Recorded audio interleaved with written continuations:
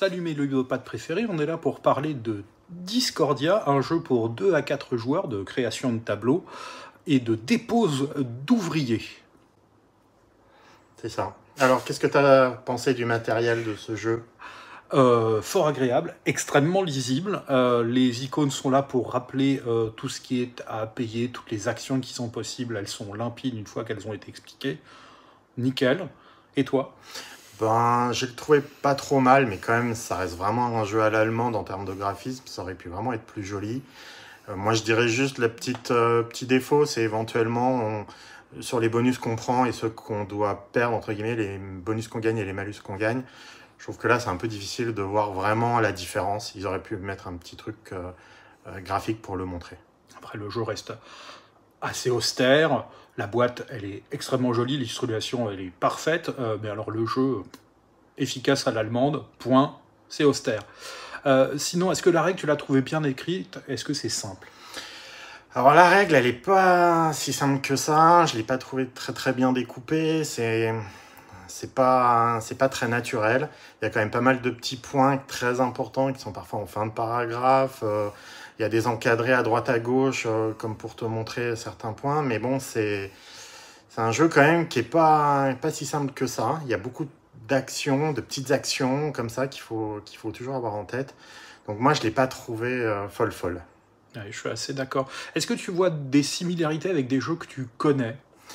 Alors pas trop, parce que c'est un jeu de dés au départ, on choisit un dé, ça fait ça, il y en a plein des comme ça, mais par contre le fait qu'il n'y ait pas de point de victoire, que on joue juste sur la population, qu'on essaye d'employer un maximum, et voilà, et ça déclenche la fin de partie, donc ça c'est vraiment un peu unique en son genre. Moi, je vois de la création de tableaux qui est assez visible. Enfin, on crée son avant-poste romain en Germanie.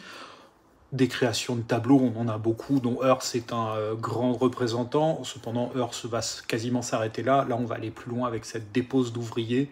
C'est vraiment assez unique et se débarrasser de tous ces meeples au fur et à mesure de la partie. Et d'ailleurs, le gagnant est celui qui aura déposé son dernier meeple ou celui qui en aura le moins à la fin de la partie. Ça, c'est vraiment surprenant. Est-ce que, avec qui tu as envie d'y rejouer? Eh ben, pas forcément avec tout le monde. C'est quand même un jeu qui est certes court, qui pourrait faire penser qu'il est familial, mais il y a quand même beaucoup de petits points de règle. L'explication prend quand même un peu de temps pour vraiment tout décrire, donc pas si évident pour des gens qui sont pas habitués. Et après, il y a quand même beaucoup de combos dans le jeu, donc voilà, il faut les voir et c'est pas non plus forcément à la portée de tous les joueurs. Oui, je suis assez d'accord. Ça s'adresse pas forcément à tout le monde. On peut y jouer avec beaucoup de gens, cependant, à partir de 10 ans assez simplement, peut-être pas toutes les générations. Ça peut s'adresser à des gens qui vont chercher des jeux complexes, pas forcément longs, cependant, il y a une grande réflexion pour pouvoir optimiser son camp. Et au niveau de l'interactivité, qu'est-ce que tu y trouves? Eh ben, elle est un peu faible, mais il y en a quand même. Je trouve que cette histoire de dés qu'on peut supprimer peut quand même casser les pieds aux autres joueurs si on fait bien attention. Il y a quand même des guerres à mener et parfois au dernier tour on a besoin d'un dé et qu'on nous supprime et là ça peut faire très très mal. Voilà, après est-ce que c'est suffisant en fin de partie? Un bon joueur il pourra quand même exploiter les 3 dés, donc on peut pas non plus complètement retourner une partie juste là-dessus. Mais c'est quand même agréable, je trouve. Oui, c'est juste, il y a assez peu d'interactivité, hormis ce dé qui est supprimé, où il faut faire attention aux autres tableaux.